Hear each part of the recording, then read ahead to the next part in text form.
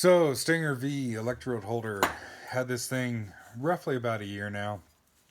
Um, I took it apart to clean it up because it was getting a little bit crapped up in the business end there. And so I took it apart and sandblasted it and sanded off the ends here, and figured I'd show you it taken apart and put it back together. Overall, I really, really like this thing. My biggest gripe with it is that it's not very well insulated. They do have an insulated and a non-insulated version. Really, the only difference is the insulated version comes with these pieces of plastic on the side, and they do work well. Pieces of plastic on the side, and then this like truck bed coating on the handle. I found that the truck bed coating on the handle here, similar material, anyways, is very easy to damage. If you set it down on a sharp edge or something like that, it's very, very easy to cut through that, and then you're arcing out all over shit. Um, on one hand, these are very designed for a very specific industry, the oil field guys. Um, and for them, it's not so much a problem. You just don't put the stinger anywhere near what you're working on. And they can have the non-insulated one that just has the rubber handle on here and nothing else, and then all this shit is bare metal. And if you just never put it, never set it down on the piece of pipe or whatever, then no worries, you're never going to arc out on it. But I know for some of the oil field guys, if they do get an arc mark from their stinger, or um, you snap off, you stick the rod and then you like try and whip it away, and you put a nice big old arc mark on something, that you have to cut out that piece of pipe, and that's obviously expensive and time consuming. So um, while on one hand it would be easy enough to avoid arcing out your stinger on the piece of pipe, the consequences of it are so severe that I'd like to see them put a little more effort into that. And I would like it if this bottom section here was completely solid. It wouldn't add that much weight to it, but it um, would help with heat dissipation a little bit. And personally, I'd actually like it if it was that little bit heavier. It's got to have at least a little bit of a cutout right there, because that's where the little T-bolt goes in for you to put the lug on. But anyways, um, these fucking things are, you know, relatively speaking, pretty fucking expensive to buy. I paid about $80 for this thing. Um, but they're a small family-owned American-based company. Not American-based; they are an American company out of Rock Springs, Wyoming, if I'm not mistaken. And what's really cool is, this um, the main frame of the Stinger here, short of running over it with a dozer or something like that, I don't really think there's anything that you could do to that to damage it. Maybe after 5,000 pounds of rod, or, 50,000 pounds of rod, whatever, fuck, I don't know. Maybe you'd wear out the little V section here where the rod goes into, but all the other components you can replace on it.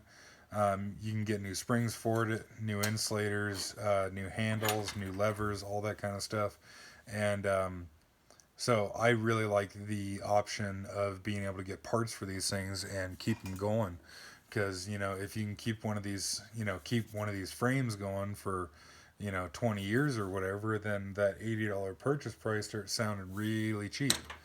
And them being, a small family company, the cool thing is I called them to get some replacement springs because I kept fucking arcing out the spring.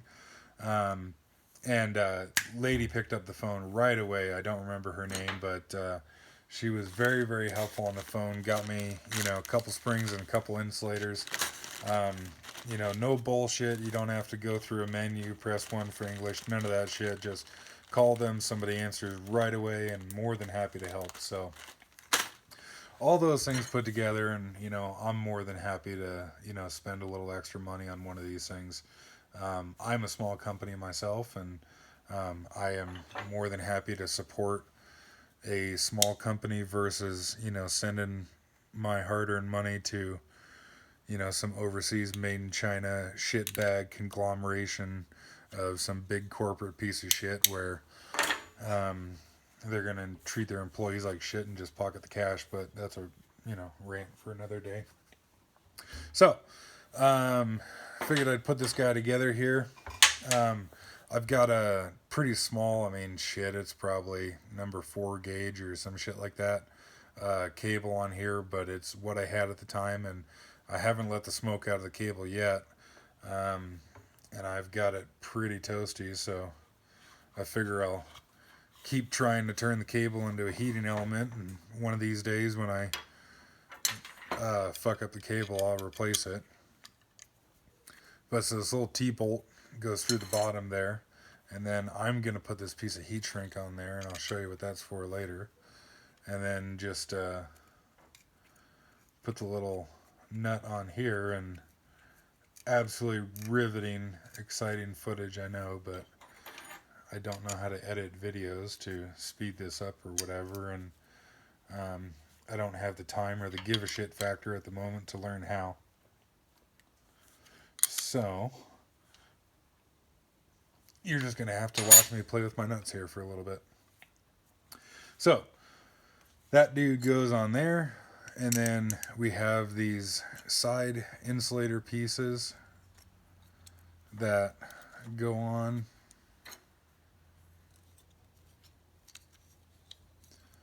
like so, and it's a bit of a tight squeeze because I've added the heat shrink to the lever. Normally it's easier to go together.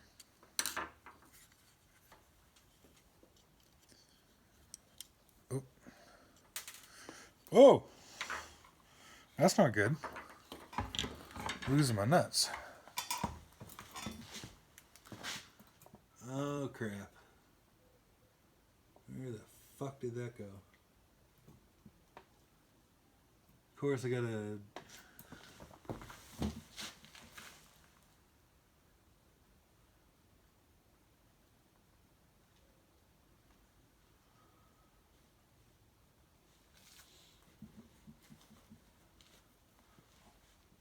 Well,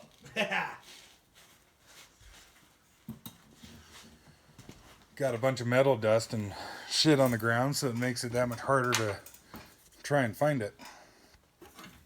But I found my nut.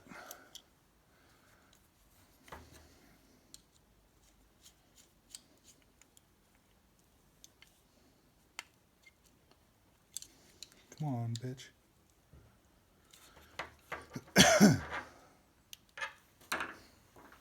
Okay. So that's that part put together there. And then put a little piece of heat shrink on here to cover up where the screw, where the lug connection is right there. And that's going to be a really fucking tight fit. I don't know how that's going to work, but we'll see. This piece of rubber over the handle is really stinking tight. But you just kind of jam her on there. Oh.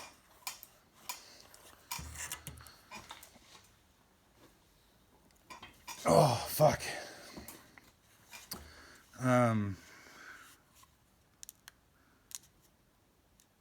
Fuck, I got a ways to go yet.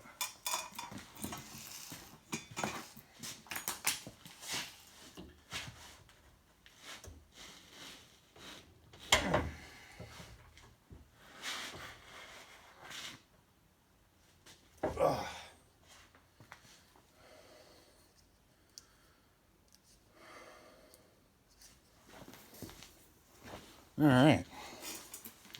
I think that's about right, but you can see this way with the heat shrink on here, and I put a little bit of RTV in the end there so that you can't get in there with, if there was sharp end or whatever, it couldn't get in there. This part of the handle is still exposed, but other than that, that's pretty well sealed up. Of course, you got the end here where you could, set that down on something, have a bolt head sticking up or whatever and arc out on that. But I think that's about as good as we're going to get it.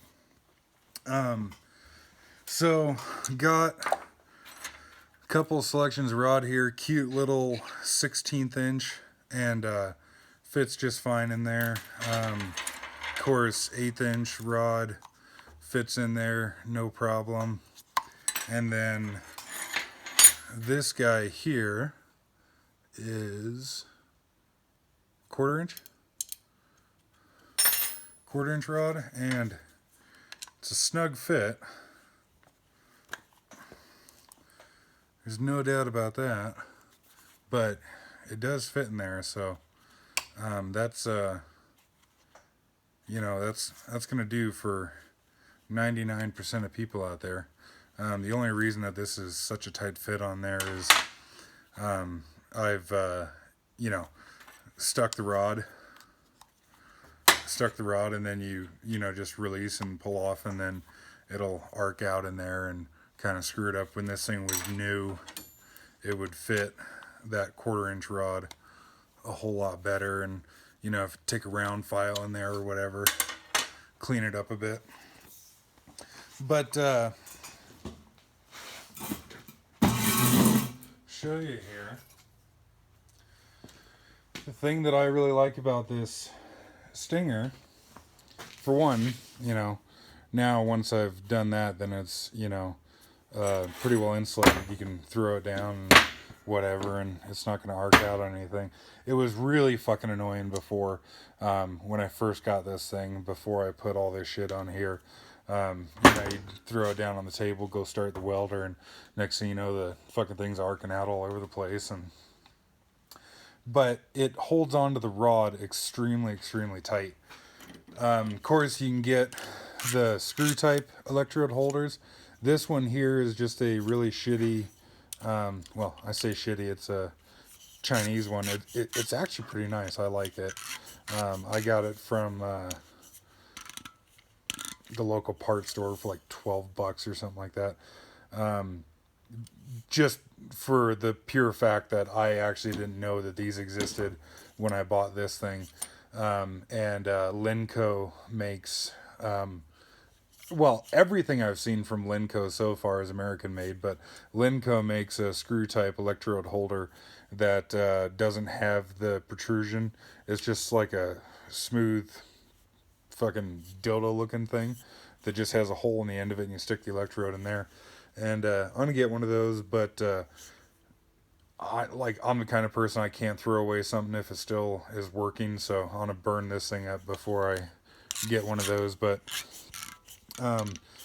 these screw types will of course hold the rod pretty good, and we'll stick the rod in the vise over here and try and compare these. So pretty good size Wilton vise here. I think it's I don't know, fucking 10 inch or some shit like that, whatever it is.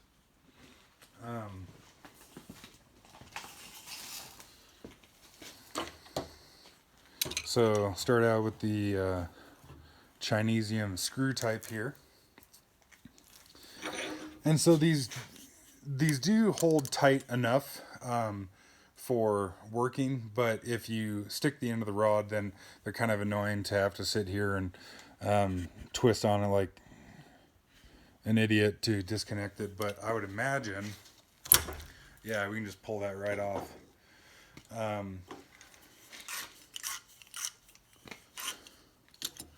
Which, when you're actually out working and everything, when the hell would you ever have to pull that hard? But so any tighter than that, I'd probably strip the bastard out. Hot. We got it to hold now. Yeah, that's not coming off there. But you can see it takes a little bit of time screwing it on and off. Cool thing with this guy is it's so quick. So stick that guy on there, and then if you were to stick the rod, it's just that easy to remove it. So, you know, it's on there and just comes right off. But I bet that this will...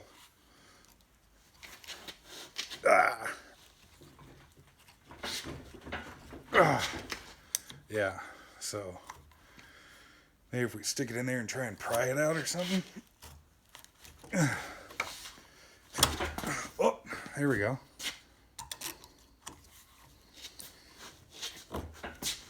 Oh, okay, so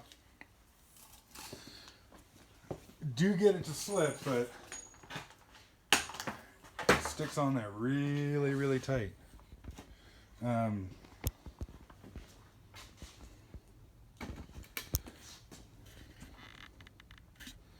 The other nice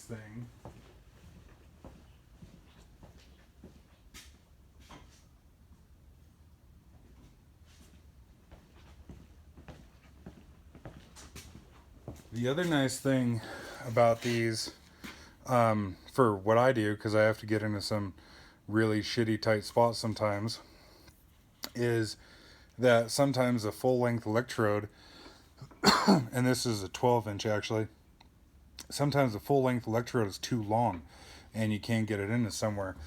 And granted, you can, you know, take a pair of dikes or whatever and cut it, but then it usually fucks up, you know, say if you try and cut it right there to use that section, it'll fuck up the flux around it, and then you'll have a hard time starting it. With these things here, you can actually pass the rod all the way through and then turn this end over, spin it around like so, and then you'll clean off all the flux around the wire where it actually goes through the electrode holder, but you still have the factory end on this side, and then now you have a nice, you know, short setup right there. So yeah, all in all, I really like these things. They are expensive, but in my opinion, worth the cost.